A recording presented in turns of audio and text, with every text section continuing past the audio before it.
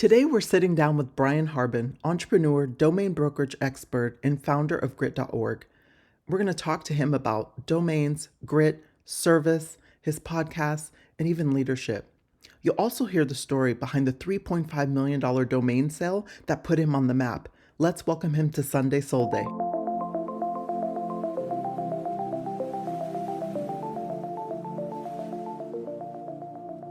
Welcome to Sunday SoulDay, Brian. Thank you. I'm so glad to be here. I'm glad this worked out.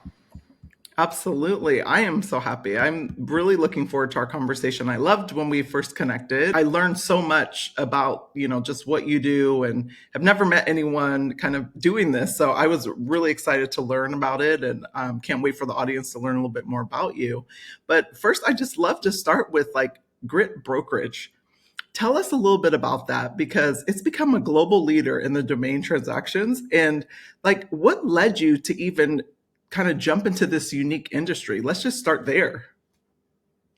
Yeah, so Grit Brokerage. So in 2014, I got into brokering domains, and basically, a domain broker is kind of like a real estate agent of domain names, right? So, if a house is sitting on a piece, we're really selling the dirt underneath the house, right? So we're selling, and as a broker, we either represent the seller or the buyer, and then we just get paid a commission for bringing together a deal. So similar to, a real estate agent in real estate, but this is strictly for online digital assets and mainly just the domain name. So that thing at the top of the browser. And so I had been in insurance for about a decade at that point, and we were hitting a point with our family where, I was traveling a lot and I really wanted to travel less. And I'd always been wanted to do something on my own, even though I was an independent contractor, and had a pretty large agency doing insurance.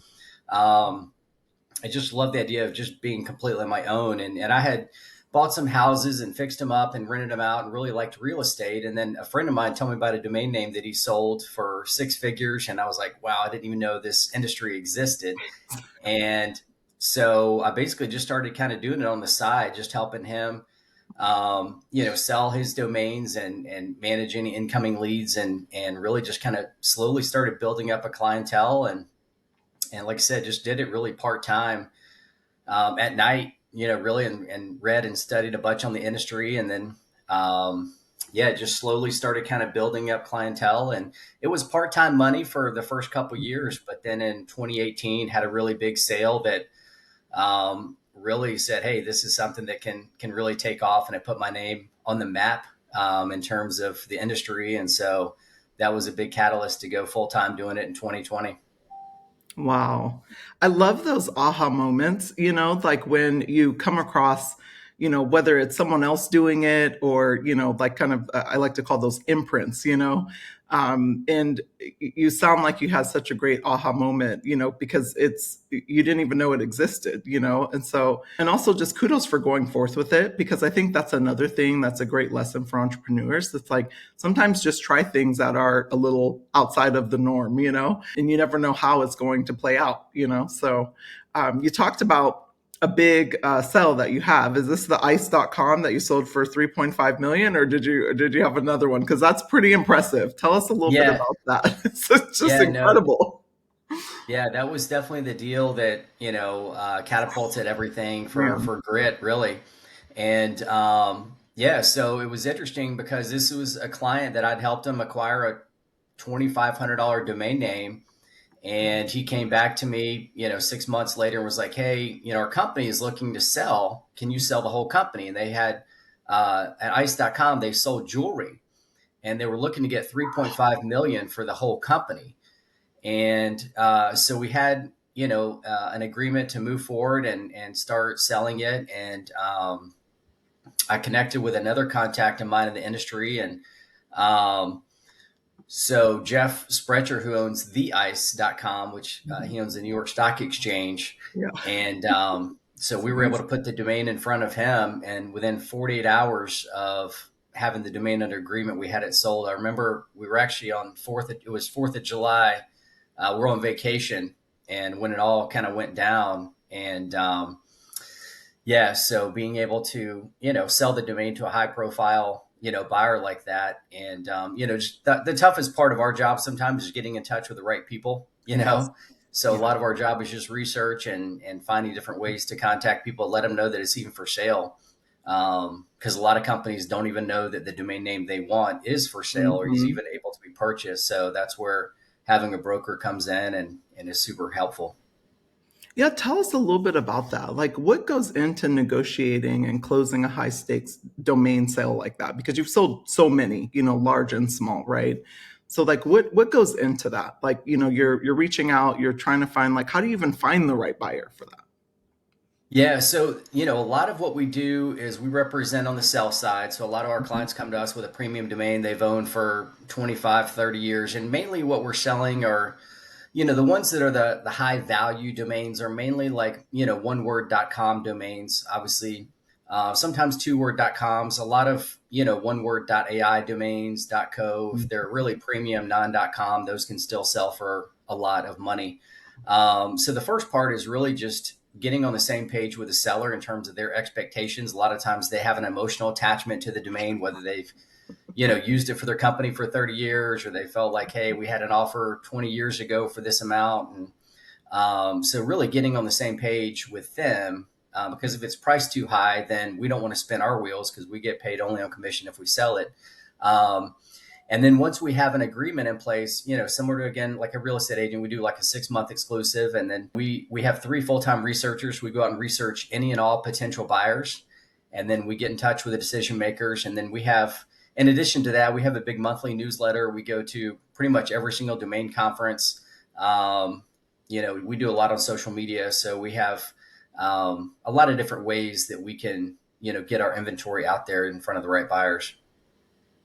Oh my goodness. I can imagine just all the steps that it takes and also just exciting, like it kind of reminds me a little bit of recruiting in a way, right? Because it's like you're trying to find the right candidate for the right position and there's like this sea of people to sort through and to find that right, kind of fit. It's just so fascinating because it's something that I wouldn't have ever thought would be a job, in a million years until we started talking. I didn't even think of it.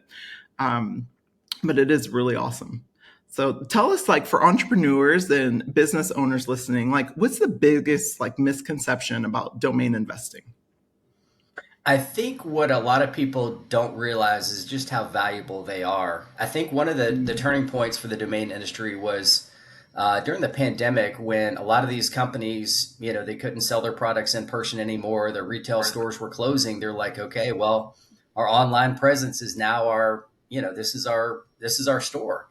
Yeah. And the better the domain, the simpler it is to remember. The easier it is for people to find you. The way I describe it is a good domain is like a 10-lane highway, right? To get to downtown. It's sure you can take all these back roads to get there with like a 2 or 3 word.com, but when you have that one word.com, there's just an instant credibility that comes with it. All the marketing dollars you do just go farther. The credibility that comes with Generation X, Generation Z, all these. There's that piece of it, and then there's just a lot of our clients when they upgrade, there's an immediate presence that they feel in their industry where it's like, hey, we're a premier in whatever it is we do, and so having that premier perfect match .com for your brand is a game changer. So um, and it's been fun to see just more and more people and companies start to realize that we do a lot on the buy side as well. So we work with a lot of big companies that want to acquire their perfect domain, but Oh, they also interesting. don't want to tip their hand to the seller on who's buying it. So they'll hire a broker to help kind of negotiate the deal for them. And so we've worked with Oh, some that's incredible funny. clients on the buy side. Help Ryan Serhant buy sellit.com. Jesser on YouTube by Jesser.com. It's been interesting to see, people even on the personal branding, people that have these, this has been a big development is where people that have a massive following on social media, right? Like Instagram, Twitter, whatever it may be. Well, you don't own that relationship with your client, right? It all goes through that third party social media company. So if for some reason they ever, shut down your channel or censor you or whatever it may be, you don't have that direct channel to your clients anymore. So that's the reason you need to have your domain name to be able to drive that traffic to you. There was a guy that Olympic athlete that had a huge Instagram following, and one day they just closed his account. Nothing he could do about it, right? So Yes. you have to start back from scratch. So owning the .com, then you can have email subscribers. You can have that direct relationship with your client and not rely on that one form of social media. Yes. Which, in all fairness, it does. It could potentially change 4 or 5 years from now. I mean, nobody would have thought that TikTok could be Yeah. potentially shut down, and some of the things that we've already seen, but so again, just owning that direct relationship with your client is huge. I think that's such sound advice. And especially right now, I mean, TikTok really rattled a lot of people, and I think it's coming again. I think in a couple weeks, right? Like is the the next one. So we'll see what happens. But I think it's such great advice because I think we rely so heavily on these social media platforms, especially, creators who are making like pretty good money. Like they don't even think to build their own. And I think that ownership is so important, like whether you see it, and even like people who are building like a email lists on Substack, the good thing about Substack, even if they did go away, you still own that, that relationship, which is really great. That's what I've done, like I've kind of started carrying a lot of my content over to Substack. And I was also the former head of talent there. So it made it a lot easier. But I do think it's so important, to figure out those domain names, and it's like, would you say that like having a domain name that's like one word is a lot more lucrative than the ones with two? Yeah, I mean, again, you have to think about like how are people going to remember it, right? Is it easier to remember Yeah. one word or two words? If the two words fit perfectly together, maybe. But even then, a lot of times, brands kind of usually want that one word, right? Whether it's for a logo, whether it's for, maybe they're advertising the radio. Is it something that can be spelled 4 or 5 different ways? Because then that one word is going to be less valuable because then you kind of need to own all the different misspellings to make sure that you're getting all that traffic. Interesting. Um, and it's funny, it's interesting, and it's great to see when companies get it. Like Rocket Mortgage, they spent $30 million on their Oh my Super God. Bowl ad, but before they did that, they spent $14 million on buying Rocket.com, right? Because they knew they're like, hey, if we're going to spend all this money on driving traffic, we want to make sure we own the premium domain to go with it. Mhm. Um, so it's definitely started to see that tipping point where more and more companies and individuals see the power of branding, because everything Mhm. really is about brand, right? How are people going to remember you, Yes. and how can they get to you in the quickest, most efficient way? So one word, and .com is just something what everybody knows. It's still king in that way. Mhm. And there's other options that are still good, like .ai and things like that. But even then, those companies eventually want to go to .com. And that was gonna be my next question because like, you're seeing so many of that now, like where it's like .ai, like .net, so many others, but like it's still .com is the premium. Yes, Yeah, absolutely. yeah, And it does make sense. I mean, obviously, for a startup, they're not going to want to go out and spend, $500,000 on a domain when they don't really have like a proof of concept that works, right? So a lot of them will get a good domain as a placeholder, build the company, and then will eventually want to move to upgrade. And a lot of what we see too are companies where the founder exits a company, and the first thing he Mhm. does or she does is go out and they buy a premium domain because they know how much easier everything is with that. You can make an immediate splash with that premium domain. Oh my goodness. There's like so many things that I think, when you're building a brand, not everyone thinks of. And, I think a lot of times, like you said, there's such an emotional attachment to whatever name that you're, trying to go forth with. But if people take the time to really think, you even have me rethinking some of the things that I'm putting out. I'm like, oh goodness, like I need to think of that. After we talked, I was looking at, the names of my company and how memorable they were, and just like how they could resonate better, with people so they can remember them. So, thank you for that. And I think the other thing I would share with you too is, the difference in perspective where, like, let's say DameshaCraig.com, you were looking to buy it, and it was whatever, let's say it was $2,500. Like, well, that might seem kind of high, but then, flip it over to say, well, if you owned Damesha Craig and somebody reached out to you and wanted to buy it, what would you want for it? Right? Would you want 10x, 20x, maybe no price whatsoever? And it's like, you really can't buy anything that has that much immediate value the second you buy it. Recently, we had the opportunity to buy Harbin.com. It was owned Oh, by someone in China, and they were holding it. There's a big company in China called Harbin, and um, but we were able to get it, and my son now is using it to kind of promote. He's a junior in high school and is going to be applying for colleges, so he's using Harbin.com to kind of promote himself for colleges and oh everything my else. gosh, But amazing. you know, but once you own it, it's priceless. You know what I Yeah. mean? It's Yeah. it's one of those things that it has meaning, and they gain value over time historically. So Yeah. Oh my goodness. I love that your son's already thinking of this. It doesn't surprise me. It's awesome. Now, you and your wife launched grit.org in 2020. Am I remembering that correct? Yeah. that's While right. raising three boys, you mentioned your one son, but you have three boys. What inspired you to create this platform? And like, how would you define grit as a core life principle? Yeah, absolutely. So my wife and I, the way we actually met is we had a college summer job where we sold educational books door to door. It was, straight commission, 80 hours a week. We live in a different part of the country and literally knock on doors. And, we did very well doing that program. It's been around for 150 plus years. Mhm. And so she did that all through college. I did all through college. And the skills and the life skills and principles and everything that we developed in that process was just life changing in terms of the books we read, the people we associated with, the mindset, all those things. And, after my wife and I got married, we traveled through New Zealand for 6 months to really kind of figure out, hey, where do we want to start our lives, and what direction we want to go. And it was such an impactful part of who we were that we knew we wanted to do something along those lines at some point.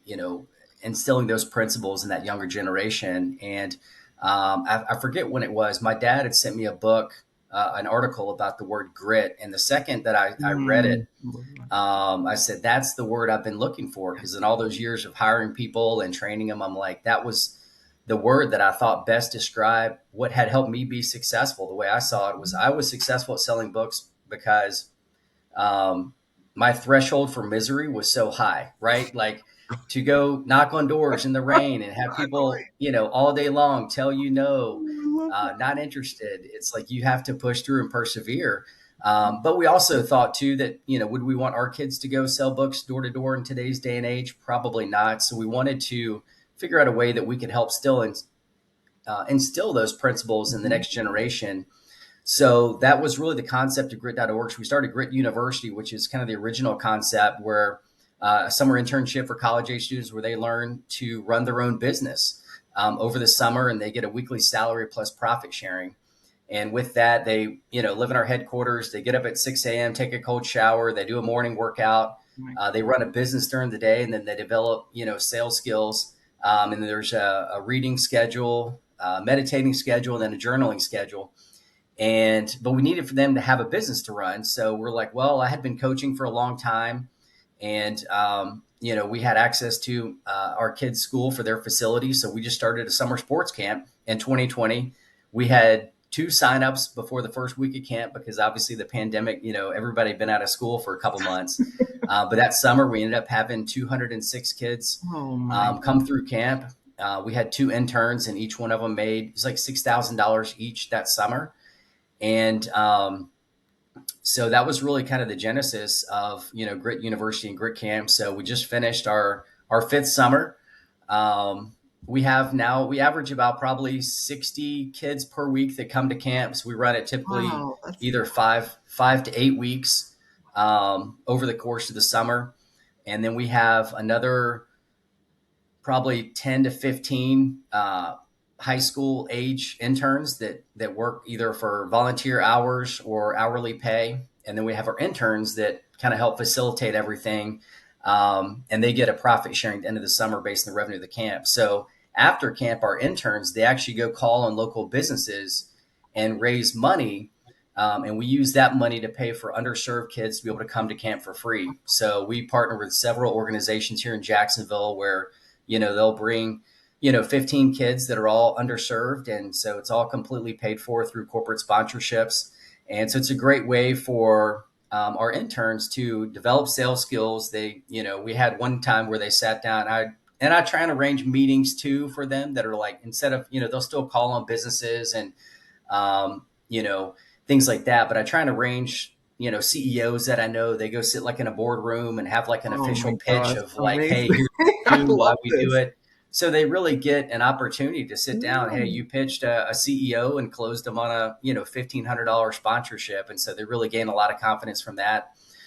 We also have them get guest speakers. That was something that, you know, um, our first week at camp ever, we had who was the current coach of the Jaguars come and speak to the kids. Oh, And so Doug. that kind of set the bar pretty high in terms of our guest speakers each week at Oh camp. my But that was really gosh. fun just to be able to have the kids hear from an outside source instilling these principles that we want to build into the kids. And the principles that we instill are what we call the Grit Creed. There's 12 principles of the Grit Creed that really are kind of the backbone of camp. Things like I will follow through with what I say I will do. I will try and try and try again. I'm not a problem spotter. I'm a problem solver. So just Hmm. little phrases like that over the course of the years that, we've just learned from not things that we invented, but things that, have been super impactful principles. That was a big thing my granddad instilled with me is that, it's about principles. Those are the things that stick and stay. And so that's what we really try and bake in through all the things we do. And then from having these people come and speak at Grit Camp, we're like, hey, we need to get these recorded. So then that's where the podcast came from. And now we're on episode 53, Oh, interviewing just entrepreneurs and athletes on what they do and their track record of what they've done to build more grit in their life.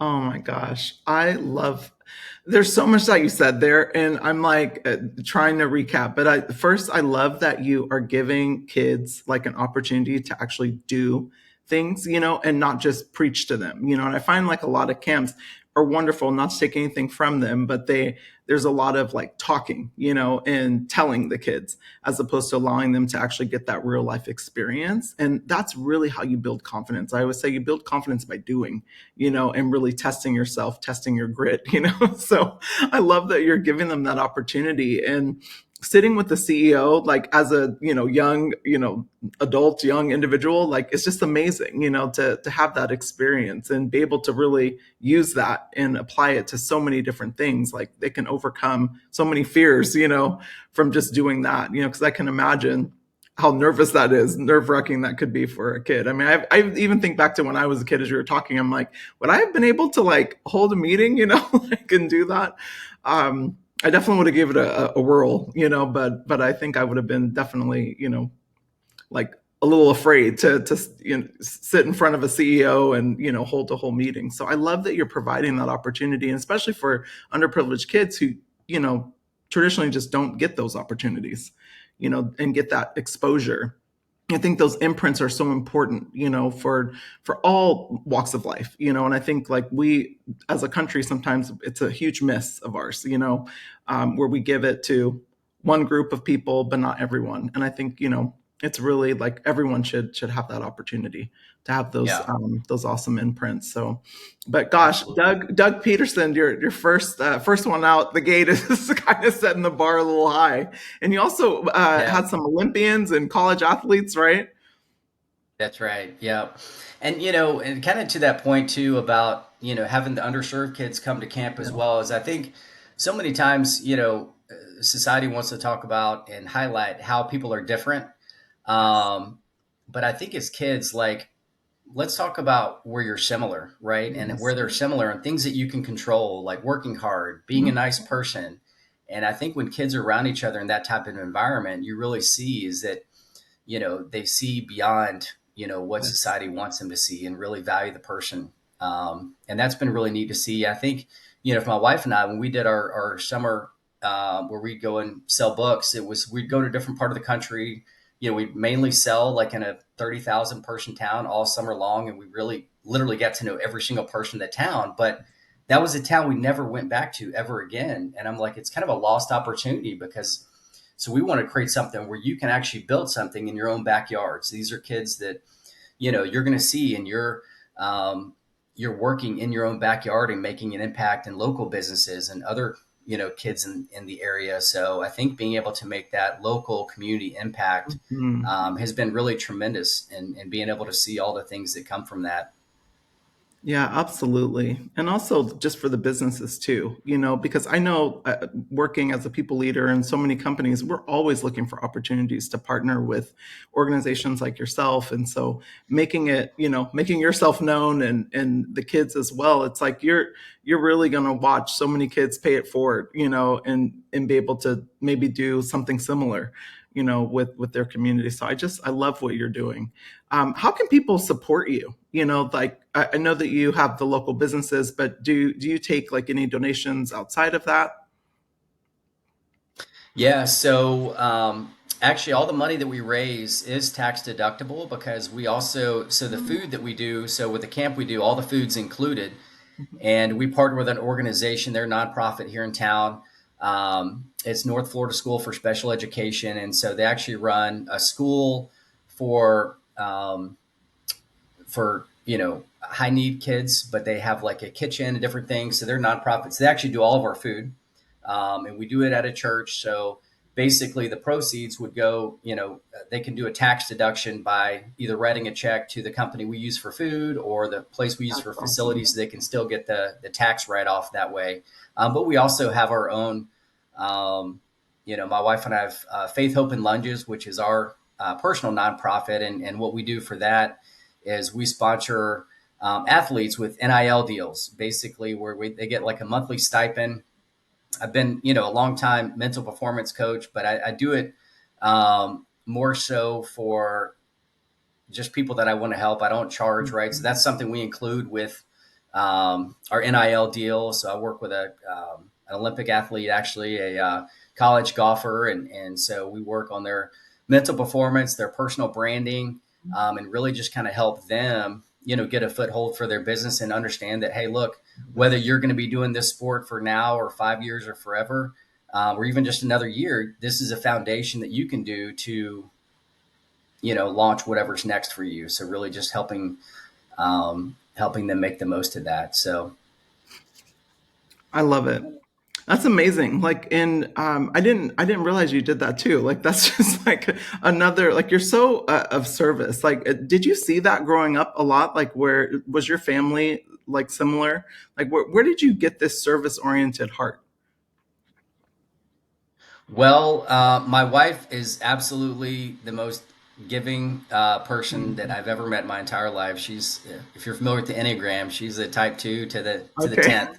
I am. Um, but for me, it was my grandparents. So my grandparents, they actually had a pie company back in Atlanta called Edwards Baking Company. That was my mom's maiden name, and they sold pies like pecan pies, key lime pies, and very faith based. And so this was back in probably the 70s, and in the pies, my grandmother would put a Bible verse in the bottom of all Oh the my 10 God. pies. And they actually had a contract with Burger King. They did extremely well. They sold the company when I was like 10.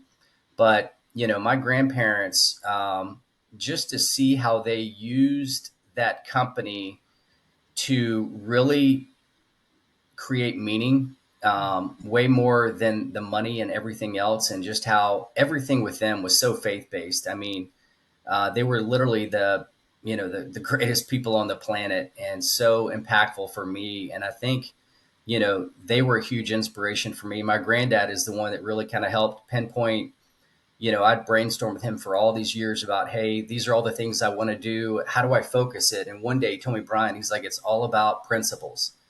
Mm. And to me, that's really when it kind of filtered down to the Grit Creed and having these 12 principles of like, okay, what is the real message that needs to stand the test of time, right? So all these other Grit University, Grit Camp, the podcasts, the businesses don't really matter as much because they're going to evolve over the course of time, but it's the principles that we really want to bake in, you know, I guess, similar to a pie, right? Bake the ingredients into these young people, because that's going to be what, lasts a lot longer than me. So, and my wife is, like I said, she's just the most giving person of all time. She's a way better person than I am, and so being married to her for 20 years has definitely made me a better person. And I think just, having three boys and wanting to set a good example, and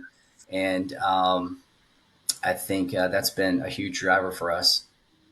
No, I thank you so much for sharing that story about your grandparents. Like, that's amazing. And I think, and I'm always so curious about that because I think, like, again, having those imprints, the same imprints that you're giving to, all the kids coming through your camp, the people that you're mentoring. And it is just, it's so important because sometimes we don't always get those in the home, and so having those at some point in our life, it really helps to see what's possible, and so I love that you have the 12 principles. It's something around 12, because I also have a community for women, and we have 12 steps in the community, to get to wholeness. And I think because we serve from such a fractional version of ourselves, like my one wish for everyone is to like really get into themselves, and understand themselves really deeply, so then they can serve from a more whole version of themselves, which is what our creator intended us to do, and so I know that you are also faith-based. What is your relationship with God? Yeah. So, I mean, I remember when I was with my sister and I were with my grandparents and spent the night, and she had the conversation with me about inviting them into my heart. And one of the things that she said that always stuck with me is she always made it, reminded me about my guardian angel. And she always tells this story about one time, I don't know, I was maybe 7 or 8 years old. We were hiking in the woods and we're going over a creek, and I slipped and fell and I started crying. And I said, my guardian angel doesn't love me. But I think, for me and through all these years, I truly in my heart have believed that I've had a guardian angel. And I think that, faith is a big part of like what keeps me grounded in terms of just understanding that, taking myself out of the equation. I think, in addition to the spiritual side, I would say also the Enneagram was something that was tremendously impactful for me. I was probably 30, maybe early 30s, the first time I became exposed to that. And I think it really helped me understand, the lens through which I saw life and why I did the things that I did. I think up to that point in my life, I realized that a lot of things I had done, I had been very successful, but I was seeking approval from authority. Um, and when I realized that, it really helped me shift to like, I'm not doing this for approval, right? From other people. And I think that was really an aha moment for me, just opening my eyes and really helped me kind of overcome some things that I think had held me back in terms of just the way I think seen things before in certain relationships that didn't work out the way I wanted them to. So I think in addition to the faith side, it's like you said, it's important to do that work on yourself and Yes. go through some of the past and overcome. And really, I think a lot of it's just learning how to reframe how you Yes. look at things of like a bad incident. You really have to figure out in your mind how to reframe it as something positive.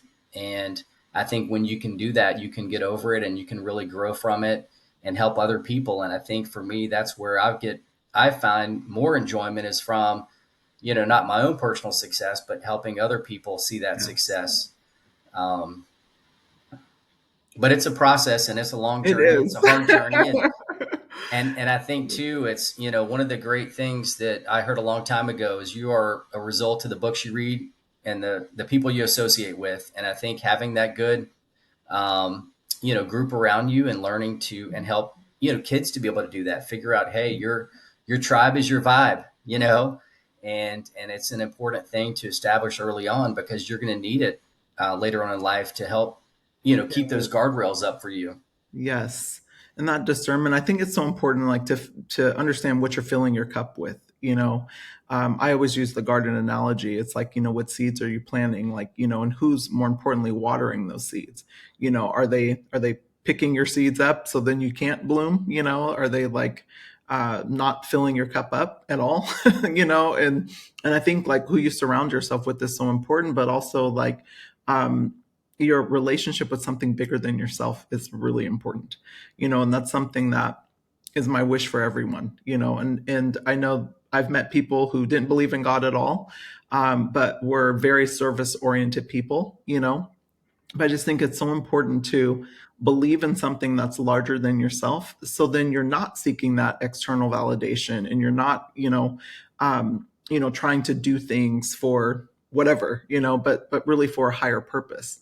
I think that's when people feel a lot more rooted in themselves and a lot more fulfilled, and I think that's really helped me. Like I've always had a relationship with God, and I think it's definitely deepened when I started doing more work on myself, and I started to see myself through his eyes and not anyone else's. And so I don't view myself, through, and it doesn't mean I don't take feedback in from people. I do, but I don't wear it, you know. I take it, and some is actually very helpful and some is not helpful at all, but I look at myself through God's eyes. And that's what allowed myself to just really love myself on a deeper level, because I'm like, wow, the same God who made the mountains, the ocean, the rivers, everything, also thought I need to make a Damesha. That is the coolest thing to me, when I think about it like that. And it just lights me up every time I think about that. And we're all here for, a purpose. So I think it's really important to tap into that and to surround yourself, to your point, with people that help water that and bring that out. You were very blessed. You had grandparents who were faith-based, and very service oriented. That's amazing. Not everyone has that. So I'm always so curious, like where did you learn that? So thank you so much for sharing. Like, tell me, like, as an entrepreneur, speaker, mentor, husband, father, and all the things that you do, like, how do you kind of harmonize business, family, and all your personal mission? Um, I think for me, like I have always loved being in the trenches, right? Mm. So, not just from, the business standpoint and everything that I do there, but like, I mean, I work from home, I've been working at the dining room table. So my kids get home from school. I coach, almost, so my middle son, he's played 25 seasons of sports, and I've coached 23 of those 25 Oh my seasons, God, what a blessing. probably up to over 40. So I think for me, I just love like being involved, being in the trenches, um, you know, feeling that, and it's interesting because like when I stopped focusing on, making money and being successful and all those things, and I just made the intention of being present and pouring into what it is I'm doing, that was ironically when, things started to pop. And I think it's frustrating, right? When it's aligned that way, when you try so hard to do something and it doesn't work. But it was like when I Mhm. stopped focusing on that, that's actually when, more blessings started to come. So I think really just, trying to stay aligned with what's important to you, which for me Mhm. is just, time with family. I'm big on time spent and being there for all the little moments. And, luckily my wife is, a full-time stay-at-home mom. So we get to spend a lot of time together, and, we have a lot of things that we do together, like podcasts and just, our time together. So, I think that definitely helps keep me grounded. And there's things that I do that I need to just kind of have my own time. Like every single night, I'll go for a 2 mile walk. That's kind of my time to like Nice. think about problems and kind of the big picture stuff. So it's important to still have those things that I do. Working out and taking care of my body, different things like that. But yeah, I think just staying focused on what's important to you, Yes. and let that be your guiding light. You said so many gems in there, and one of them is just really like when you stop focusing on the outcome, and that's when blessings started to happen. I think a lot of times, I've seen it in companies working in tech. They get so focused on, like making something big happen, or, instead of like really enjoying the process. and enjoying just, working, and going towards their North Star. And I think that's when like you don't attach to the outcome, but you just attach to the process and growth, and that's when all the blessings start to happen. I even saw it with myself. Like when I was first starting to build my coaching business, I was, trying to make something happen quick, and like, in the minute I stopped doing that, like things just started flowing, because I really just got excited about building, and learning, more importantly, and being, not just a teacher, but also a student, of the whole process. So I love that you kind of mentioned that. And I love that you put yourself in a position to be there for your family. I think a lot of times, and it's not always easy for everyone, but it seems like you designed your life around that. And I think it's so important. Like when I'm working with clients, like they've almost like given their power away, when it comes to designing their life, and then they're miserable. And I'm like, you do know that you hold the keys. You can literally design your life in the way that you see fit. And so it just seems like you're very intentional, with how you designed your life, to make sure that you could be there for those small moments with your family. I'm the same way.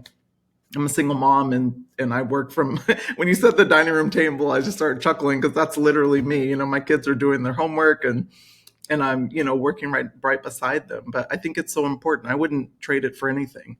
I wouldn't want to miss these moments that I've had with Yeah. them. So I love that.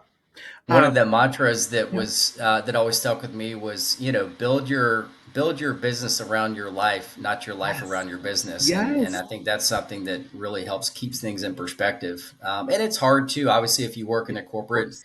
environment. I know in the two previous careers that I had, what held me back looking back was just, focusing on other things that I couldn't control, like, what so and so gets a promotion or this happens, and Mhm. all these different things that really you have no control over. And it's hard when you're in it and you're experienced that. But I think being able to be let go of all that was very freeing for me, and has really Yes. allowed me to be able to focus on moving forward versus focusing on things that have already happened or that I can't control regardless. Yes, I love that mantra. It's something I coach mothers on too. It's like even though you have a child, it's like, you have that child fit into your world, and design it that way. Like while you're learning, as opposed to blowing your whole world up, and then like designing everything just around the child. It's like you have to remember yourself too. So I love that you kind of mentioned that. Um, Tell me, like, what's the biggest challenge? Because entrepreneurs hit challenges left and right, and there's a lot of roadblocks, a lot of hurdles they have to overcome. Like, what would you say is the biggest challenge that you face, like just building these businesses, but also like the most rewarding aspects of it? Yeah, I think the biggest challenge is staying organized. I mean, for for me, there's so many different things on the plate in any given moment that I'm trying to juggle. So I think just being incredibly organized is something I have a physical planner that sits by my laptop every I single love that. day. So that's important, just being very organized and making sure that I schedule in things that are absolutely important, right? Like, it's whether it's working out, family events, and I think, but you got to want it though. I mean, you've got to work hard, and you've got to, there's no days that you can, sure, there might be a day if you really really need a nap, you go take a nap if that's what you have to do, but you got to work, and you got to be, put in the time. I mean, I definitely work a lot, in terms of my business and all the different things that I'm doing. But I think being organized is a big part of it. And I think too, learning to develop other people is a big thing that if entrepreneurs did a better job, like luckily all the businesses I've done, I've recruited and trained people.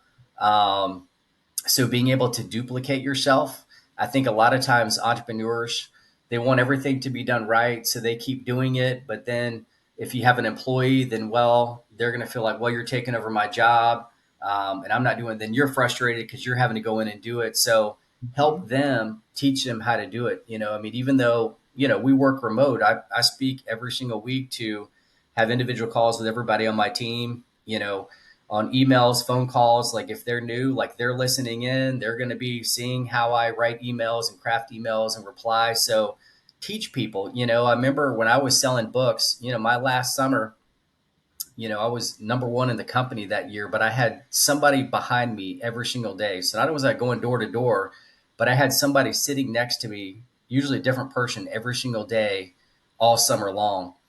And, but I remember a mentor had said a long time ago in the book business that, he had like a really good day selling books and he called his manager. He says, well, who saw you? And it kind of goes back to the point of like, if what you're doing isn't duplicatable and you can Mhm. teach somebody else, then you really need to figure out how to do that. So I think if you can really figure out, how to teach somebody to do, um, so you can duplicate yourself, and that's how you really grow a company, is create more people that can do more things that are more skilled.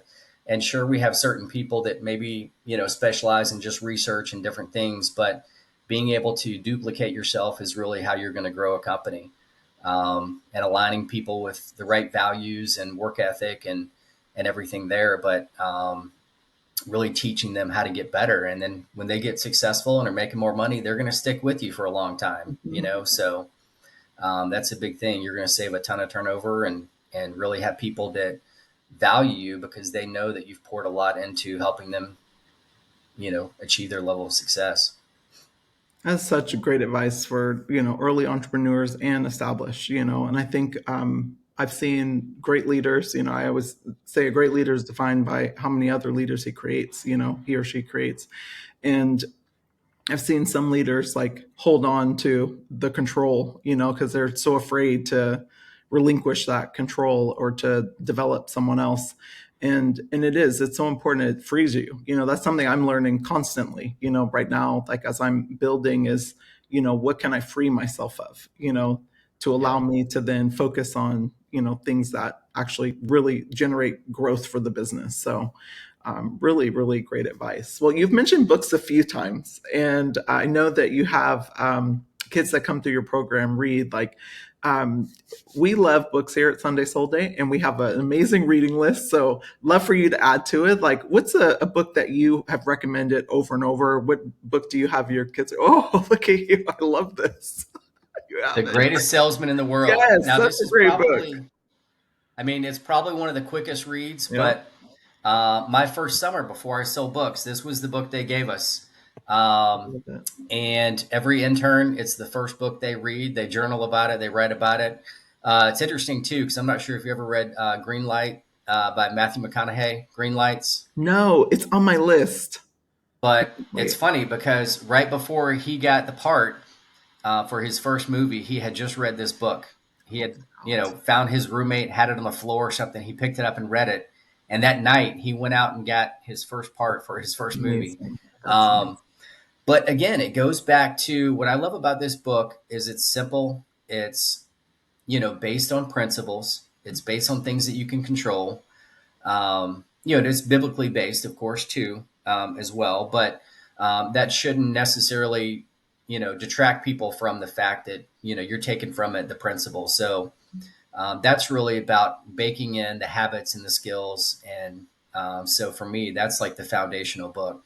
Absolutely. That is a great read. That's a great book. It's actually no one has actually recommended that, surprisingly. So I love that you did. So tell me, like, what's next for you? Like, as you're building, grit.org, Grit Brokerage, like, what's on the horizon? I mean, it's interesting because it's like, I think for me, the whole mindset through all this has been, you know, let's keep going forward. Let's keep doing everything that we possibly can. And I think, some doors are going to close, but then other doors open. So I think moving forward, but keeping an open mind, so for example, like, I think just keep growing things, right? So, continue to have what I like about Grit University, Grit Camp is the fact that it's such a foundation to our community and all the like the kids that first started coming to Grit Camp are now our counselors.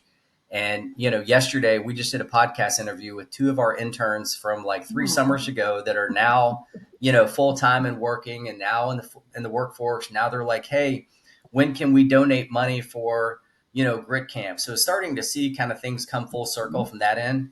Um, I will say too, when we first started the Grit podcast, I wasn't excited about it because I felt like, oh, everybody's got a podcast. We're just going to be another one. But the longer I've been doing it, it's like, man, it's such an impactful thing. I love the Mhm. conversation. I mean, you can appreciate this too, even just spending an hour with someone, really having just Yes. a genuine conversation.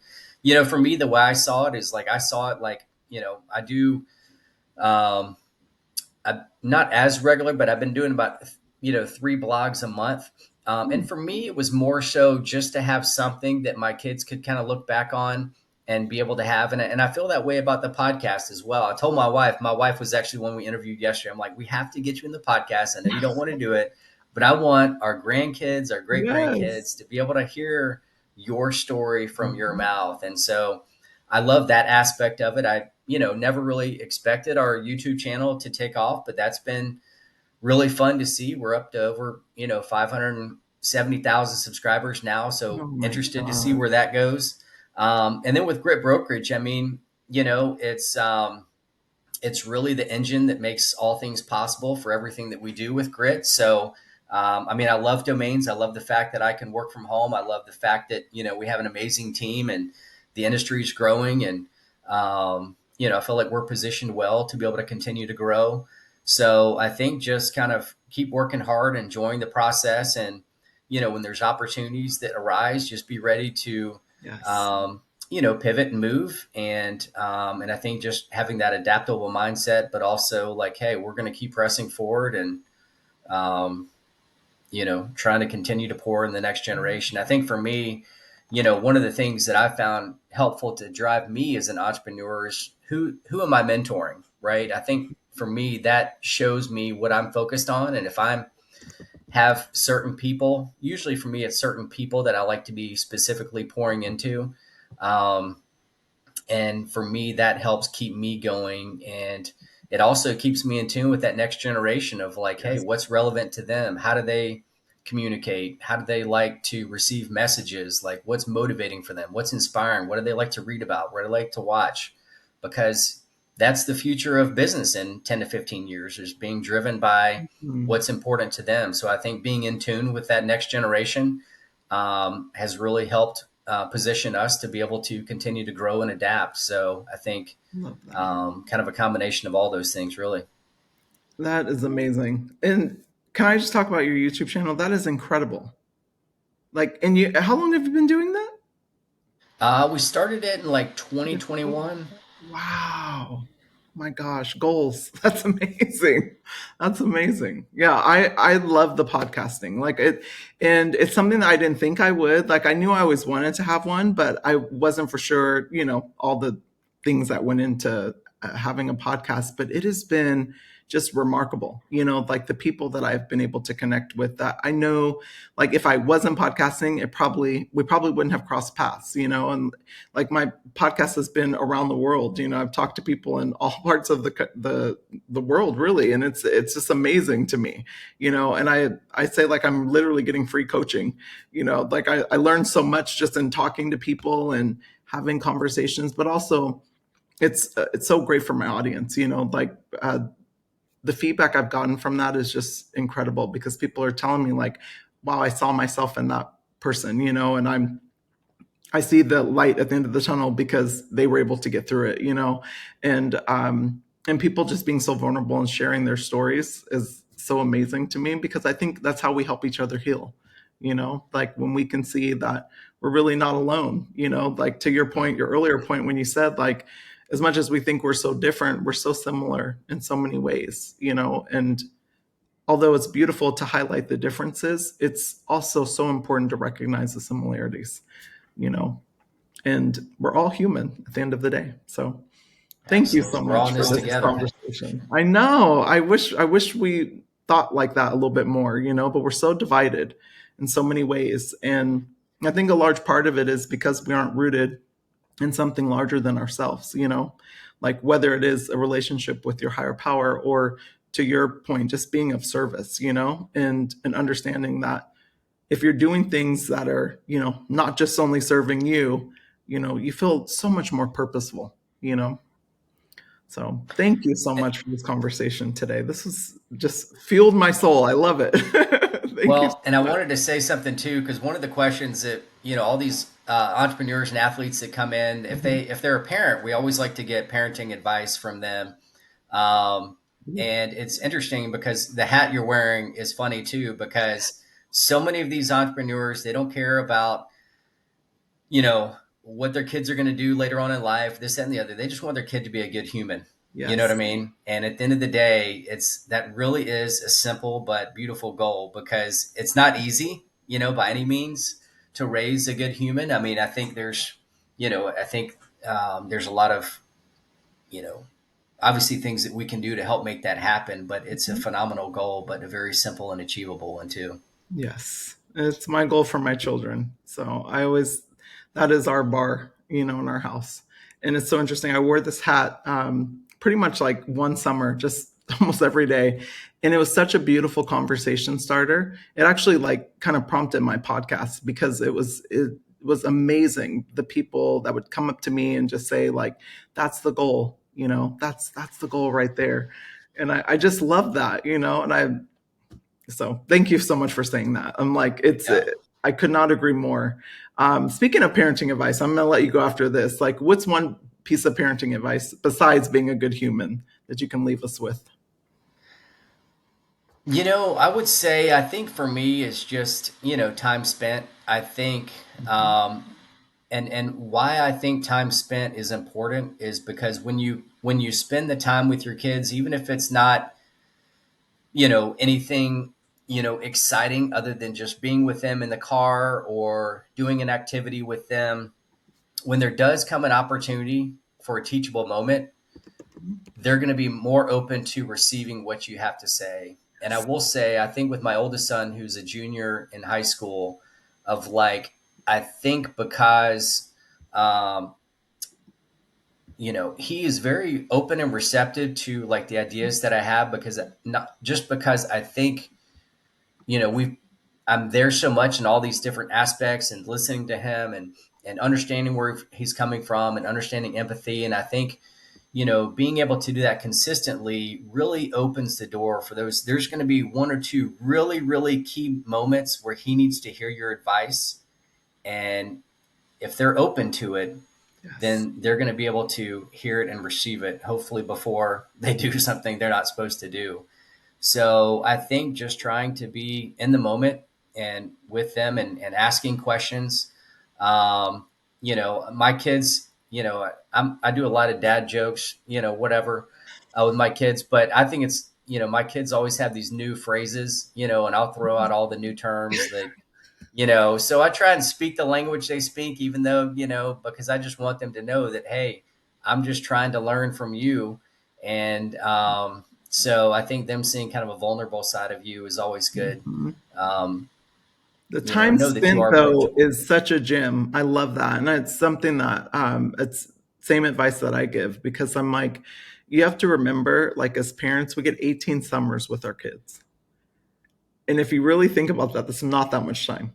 And it's not to say that they're not going to come back as adults, but when they hit a certain age, they're like living their lives and trying to build their lives, and then they get married and etc., right?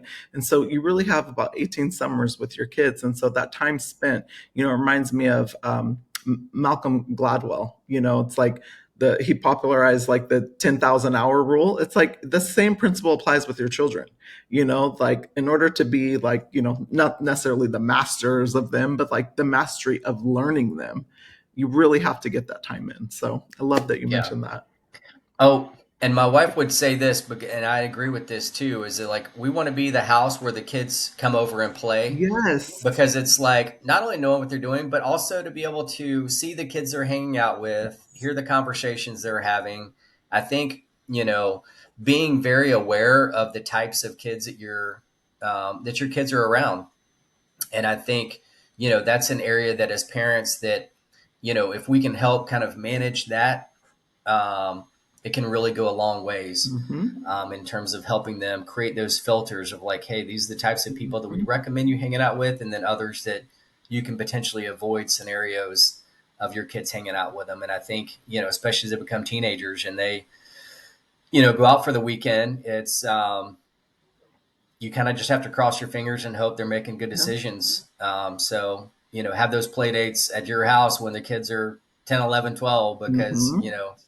um, But again, that's it's your the time to be time able to spent, right? help change It's it. like you've got to spend the time with them in order to really like earn that level of trust, when they get a certain age. And I think that's where a lot of parents get it wrong because they think, oh, I have time.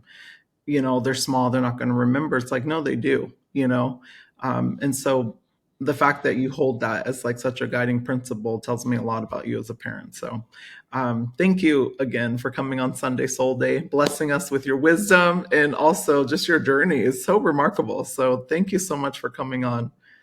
Thank you. I appreciate you having me. Absolutely. And everyone, as always, have an amazing Sunday. Do us a favor, leave a comment of your favorite part about this conversation or something new that you learned. Have a great Sunday. Bye.